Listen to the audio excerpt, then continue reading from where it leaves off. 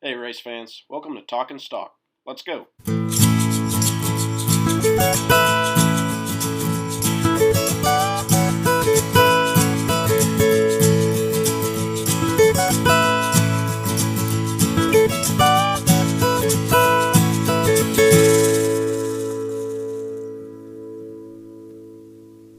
Hey, everybody. Welcome back to episode number 17 of Talking Stock. As always, Novus playing us in on the strings. I'm here with my co-host, Trey. Trey, how you doing?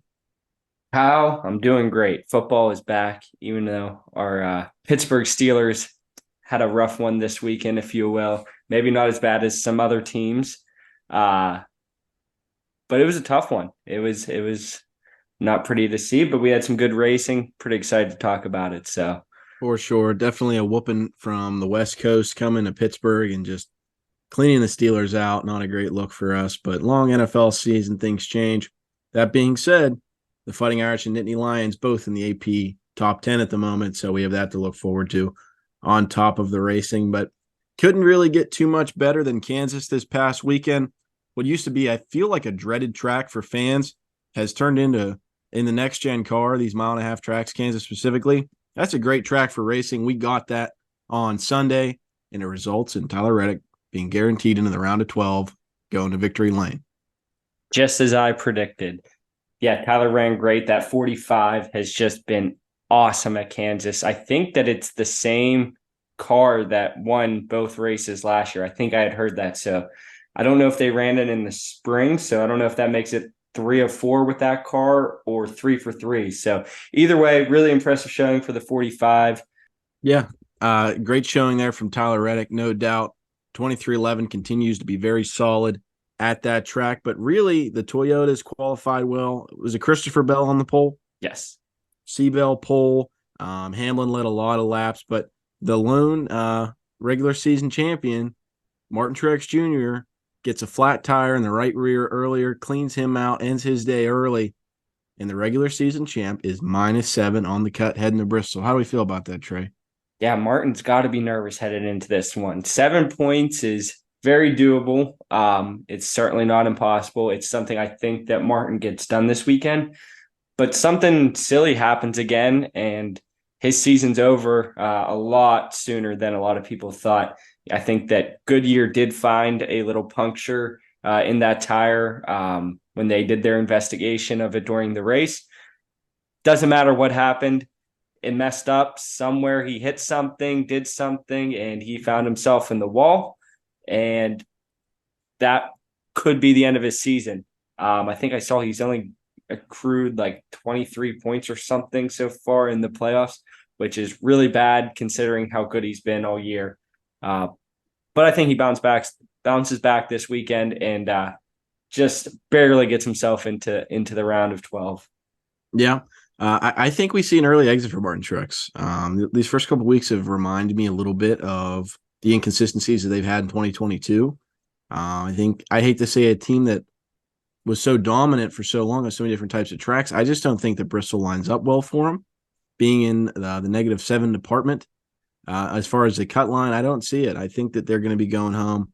I think that he's capable of doing it, but this has been a group that's been inconsistent, and I think that's going to shake up a lot of people. I just don't like it for him. Not saying it's impossible, not guaranteeing it, but being 7 under, I believe the car ahead of him is Kevin Harvick.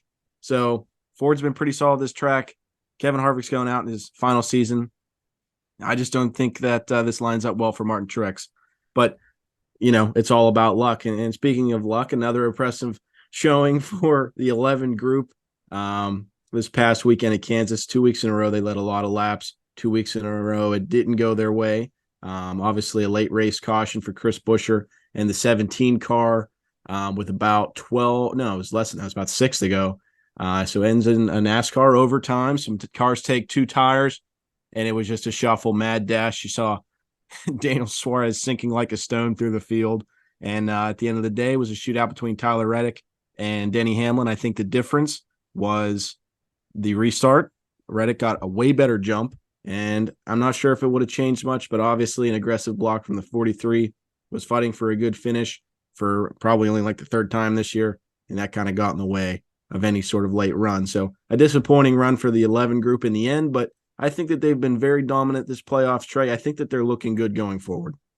Yeah, I thought that Denny had this one kind of in the bag. It seemed like the field was starting to kind of get spread out. Maybe somebody pushing late, but didn't see the 17 of Chris Buescher cutting a tire there and going around and causing kind of some mayhem at the end there.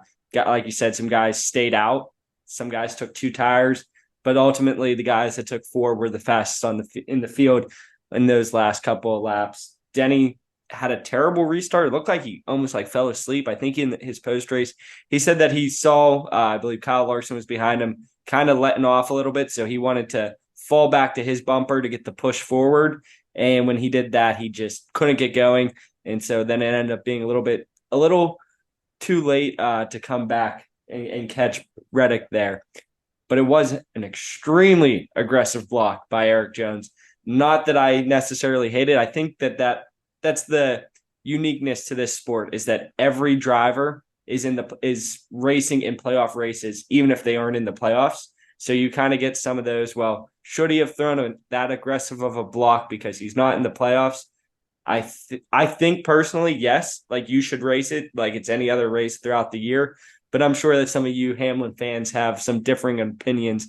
And if he doesn't throw that block, I think we have a super exciting last lap there. Yeah, I mean, I think the biggest difference is if this isn't a shootout, I think 5-10 laps, I think Hamlin goes to the lead and probably wins the race.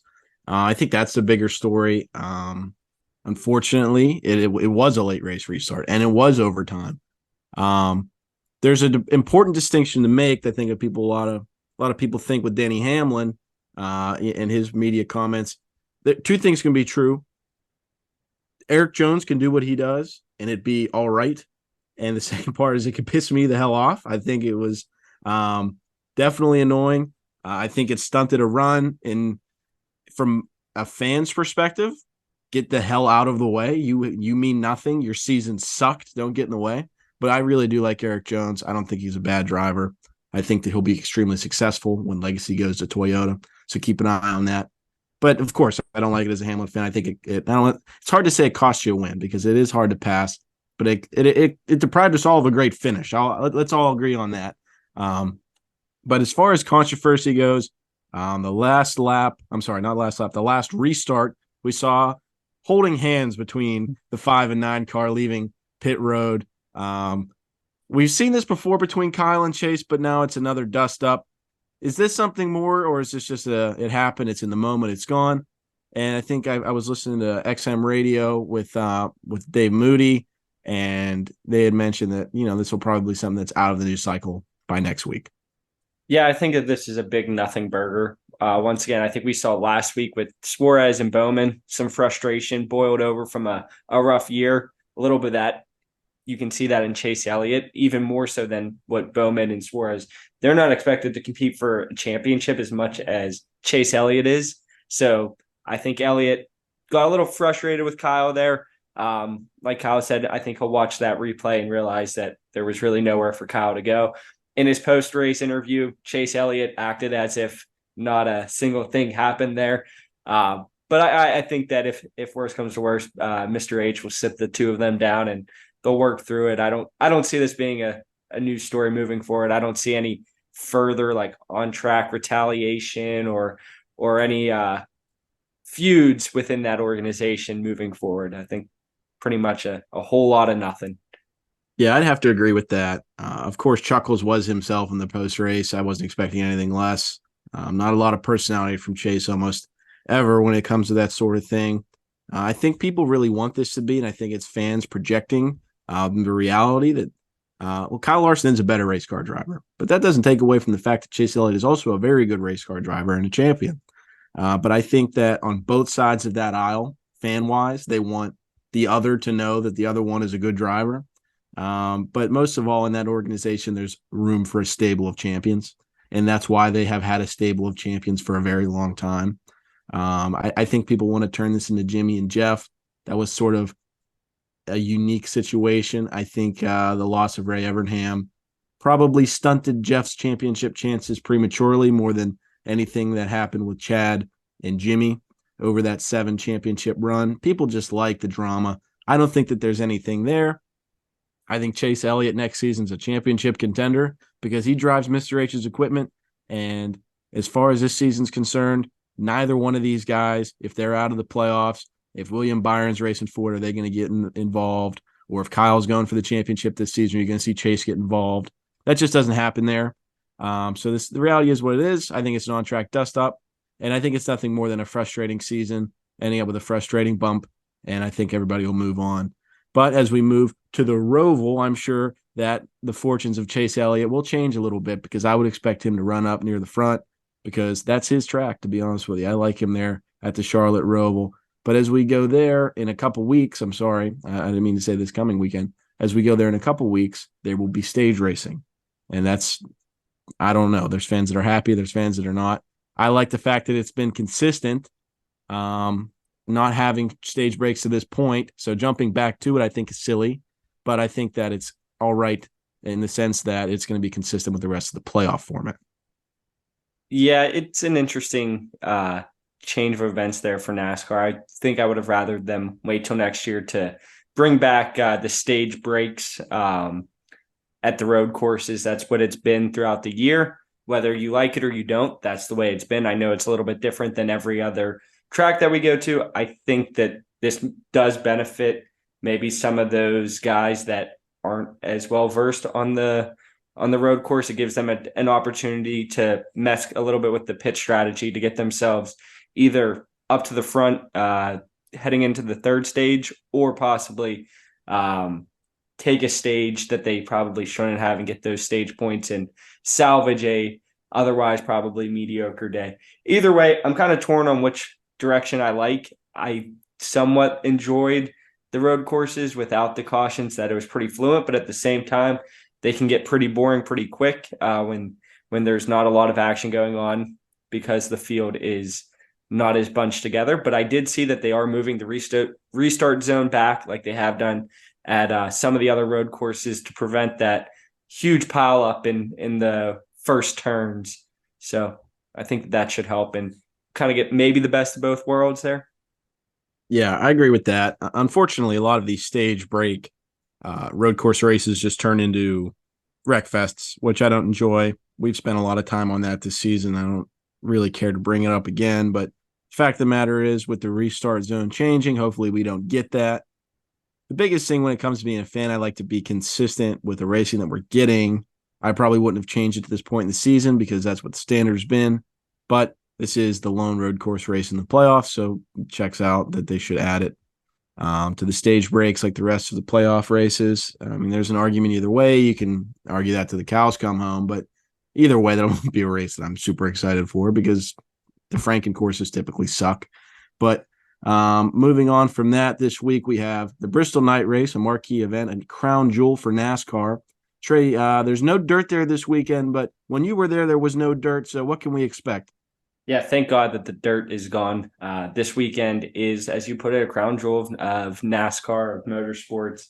Heading to Bristol at night, it's just an unreal experience. I know this race used to be a little bit earlier in the year. My family and I used to go on vacation, and then this would be like at the back end of the week, and then we'd start school either the following week or the week after. But it's a super exciting event. I hope that they still do like the haulers come in and almost like a parade, I think, on like Thursday night with all their lights going off and people gather outside the track. And it's really a really cool experience. And, you know, kids get to see their favorite drivers hauler, which is always fun to see. Like, hey, that's Kyle Busch and that his car is in there. So that's a lot of fun. But the racing at Bristol is always awesome. It's one of my favorite tracks. I think outside of maybe Daytona and Talladega, you know, the super speedways, this is one of the tracks that you think of when you think of NASCAR. Yeah, I agree with that.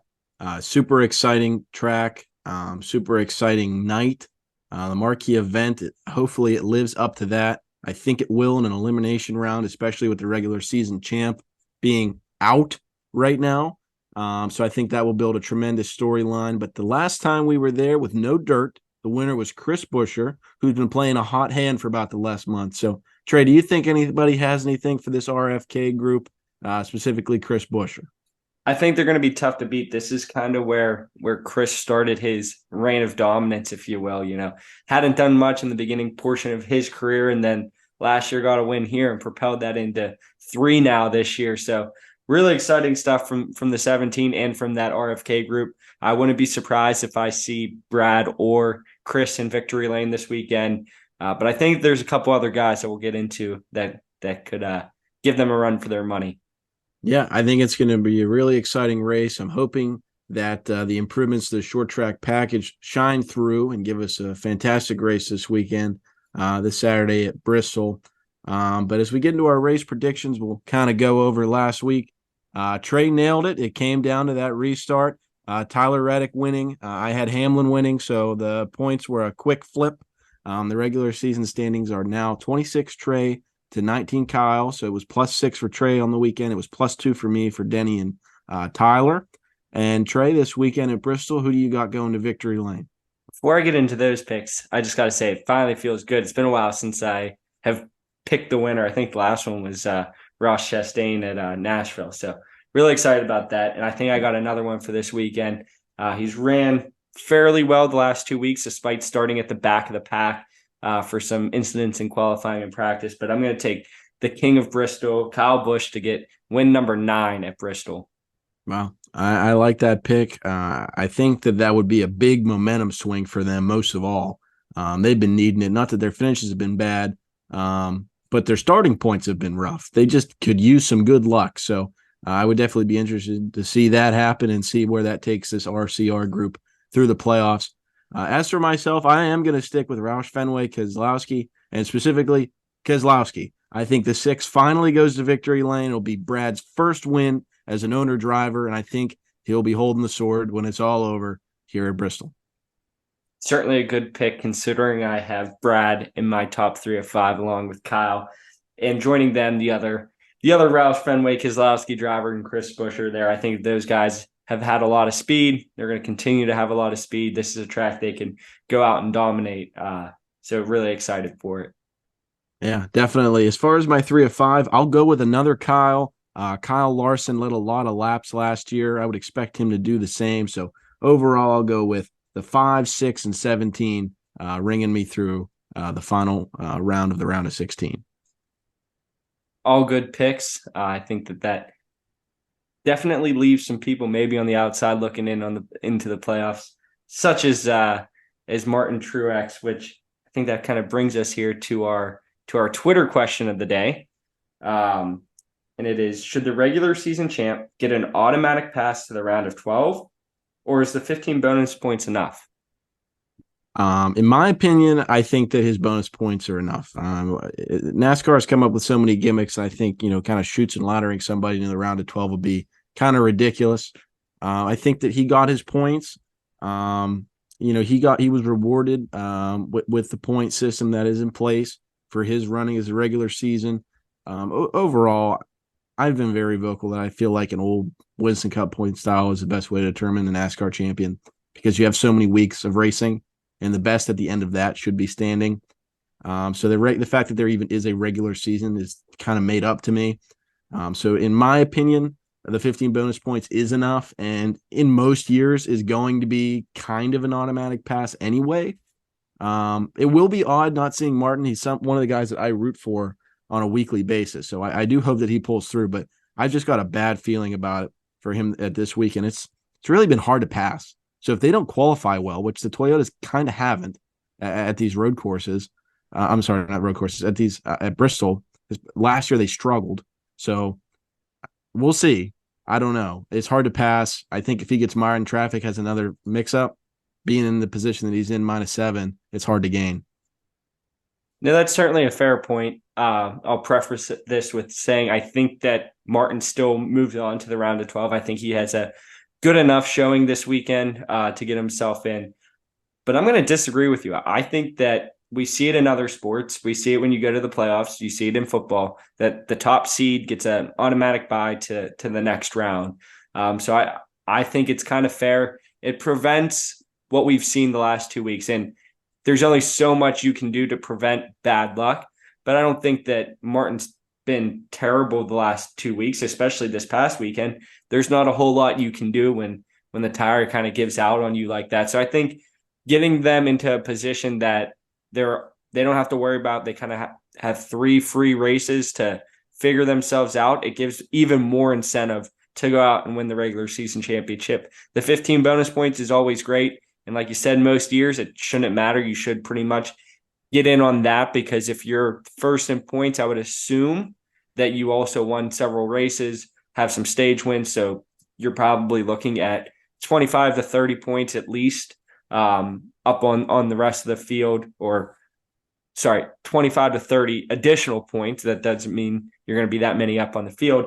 But yeah, so I think that it's pretty fair to see them get moved in. I mean, NASCAR is full of gimmicks, so why not add just another one that I personally think is pretty fair, if they're not going to go back to the Winston Cup style, which is probably the best way. And you could still keep your stage points and keep the competitive racing throughout the race. That I think was one of the reasons they got rid of the Winston Cup style, is that guys would just kind of hang around, and then maybe at the end try and make a late push. Or you saw a lot that they would just be fine with a lot of 5th or 6th place finishes, because at the end of the year, that typically meant that they'd be on top. So there are ways around it, but if they're going to keep this current format, give the regular season champ an automatic bye. Yeah, I think you make some valid points there. While I wouldn't say that we see eye to eye on it, I think that's a good argument, especially when you incorporate how a lot of other leagues run their playoff. But as always, we appreciate you guys tuning in. Be sure to check us out on Twitter at Talking Stock Pod. We want to know where you're rooting from and who you're rooting for. And as always, enjoy Bristol.